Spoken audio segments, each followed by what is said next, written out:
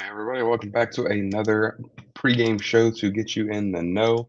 This is Ethan Myers with the know, and we're just going to talk Saints Chargers matchup, NFC South, NFL, various other things. So log in, drop a comment, what you think. Let us know how it's going out there, how you're feeling as a Saints fan today, tomorrow, the next day. We're always here. So like I said, Saints will face off against the Los Angeles Chargers. The Saints are 2-5. Los Angeles Chargers are 3-3.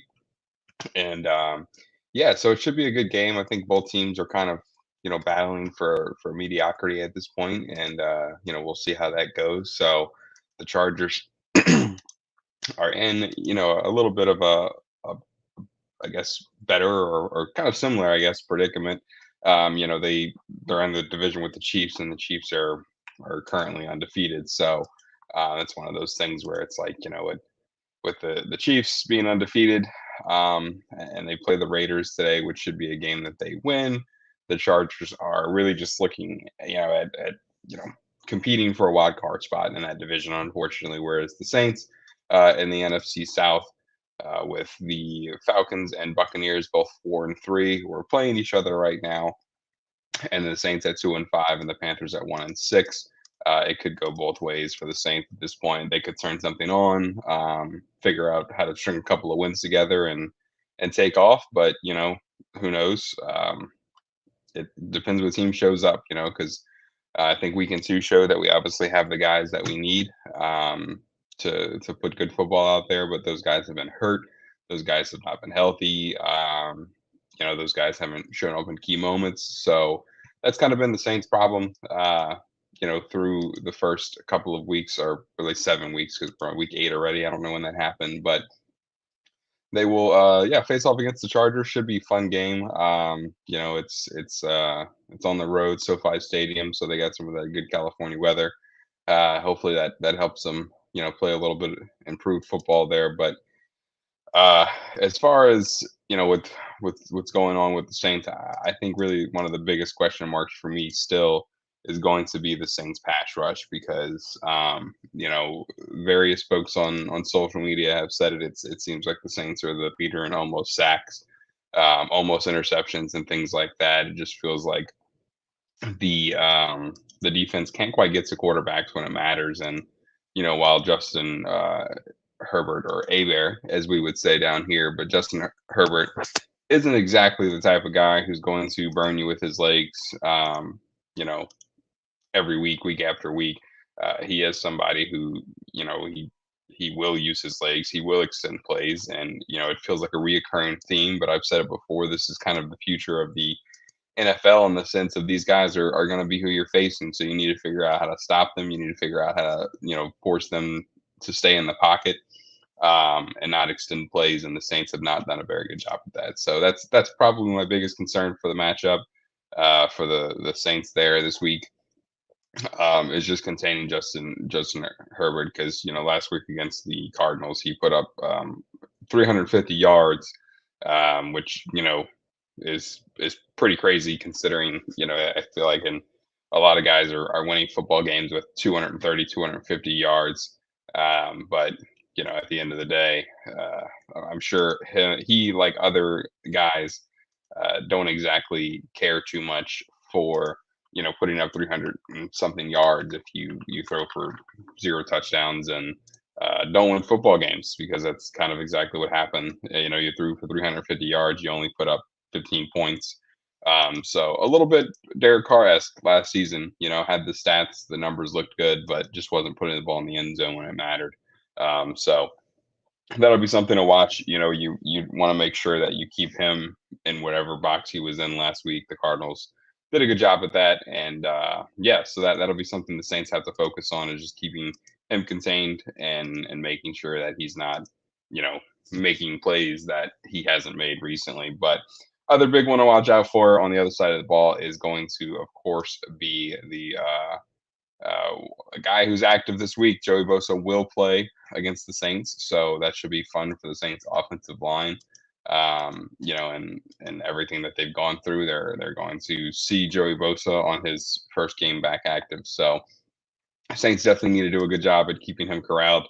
put somebody out there, put a tight end, put a running back, chip him, make sure that he does not make the rookie Spencer Rattler's life miserable, because that would just be kind of the Saints way. You got a guy that was inactive, he comes back and wrecks the game. So Joey Bosa is back, but as far as injury report altogether, inactives wind up being Derek Carr, Cedric Wilson, guard Nick Saldiveri, uh, wide receiver Marquez Valdez-Scantling, who the Saints just recently signed, linebacker Jalen Ford, tight end Dallin Hooker, and the defensive tackle Christian Boyd. On the other side of the ball, they are missing their tight end Hayden Hurst, um, and then Quentin Johnson and Darius Davis for wide receiver are both a little bit banged up. So the good thing is that Chris Olave is available for the Saints, so that gives Spencer Rattler a target somewhere, that he hopefully succeeds with this week. Having a guy that he can throw to and trust. He also has Bub Means, which is good because I think Bub Means is somebody that the Saints, they had faith in, and it seems like now we kind of understand why, because him and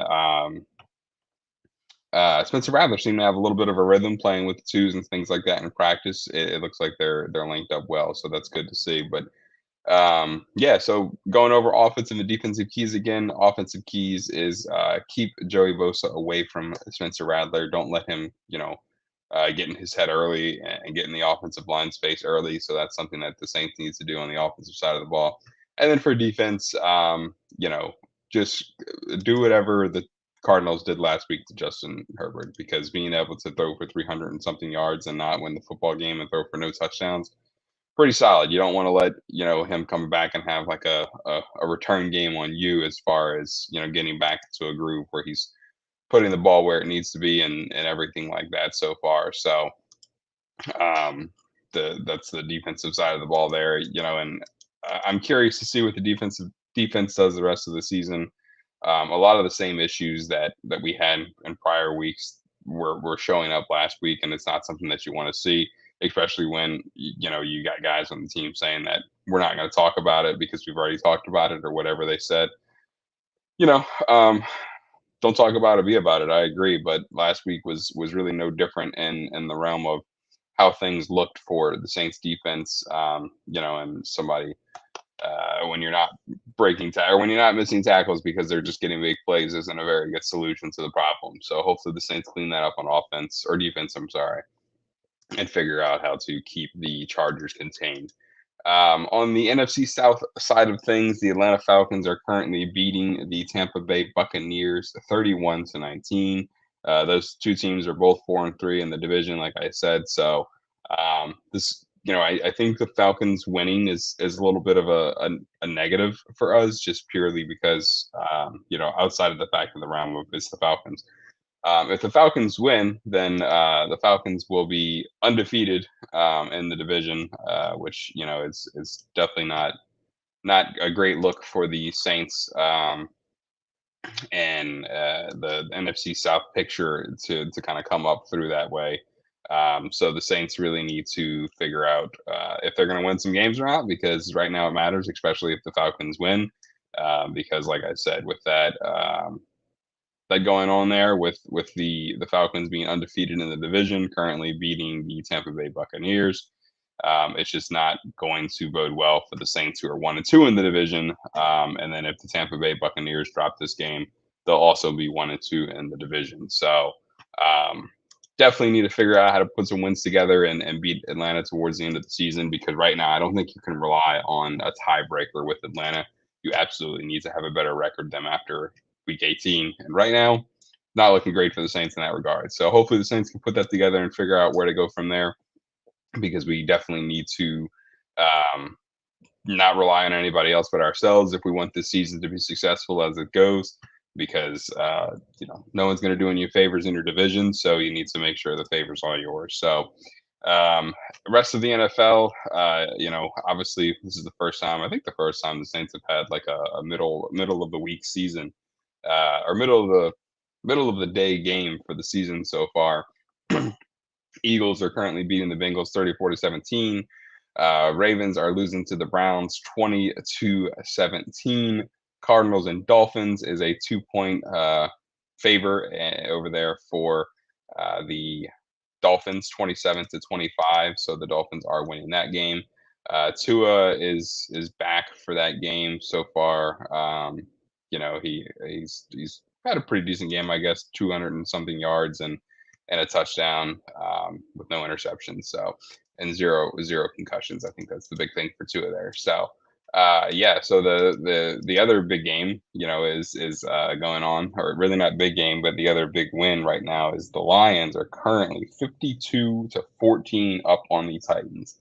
52 points is hard to score, and really any realm of the NFL, but 52-14 is an impressive game. Jets and Patriots, 1 point difference in the Patriots' favor. Packers and Jaguars. Packers are winning 27-17. And then the Colts and the Texans are winning 23-13. The Panthers play at the middle of the or the afternoon game with us here against the Broncos. So, that'll hold some weight depending on, again, Saints record overall. I don't think we can rely on that seasonal game at the end of the thing to make it a tiebreaker situation with the Falcons for divisional.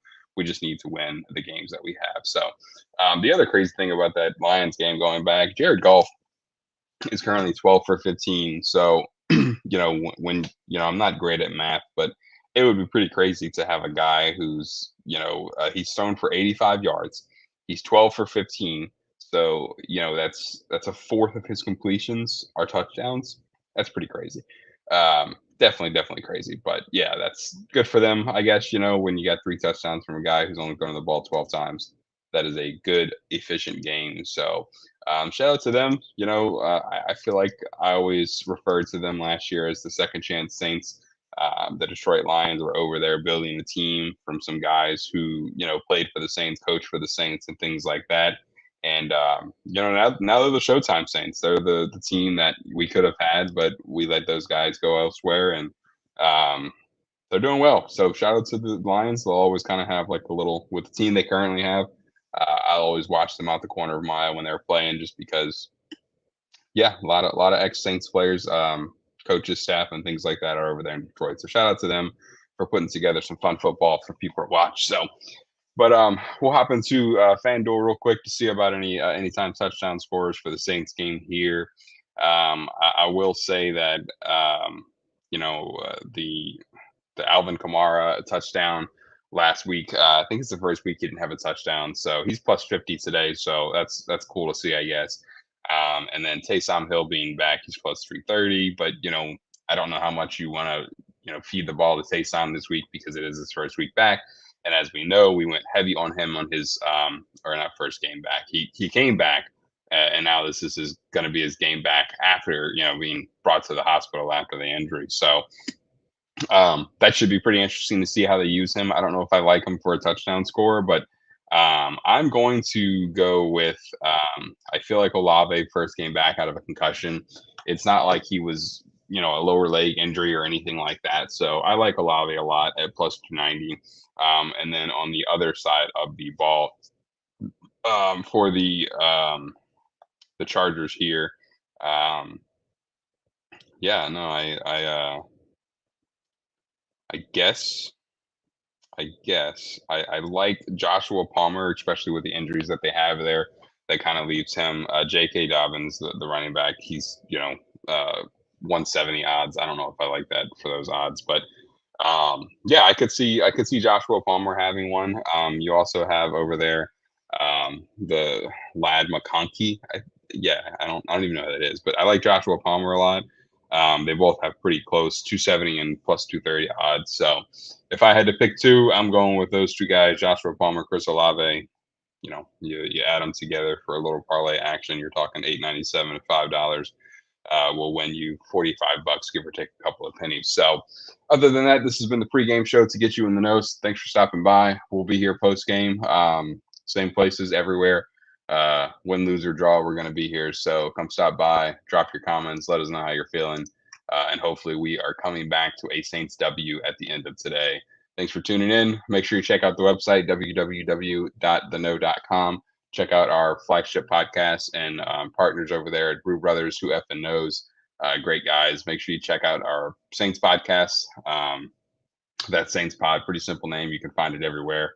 And other than that, yeah, tune in for post game. We'll be back. Thanks and have a good game. And who dat?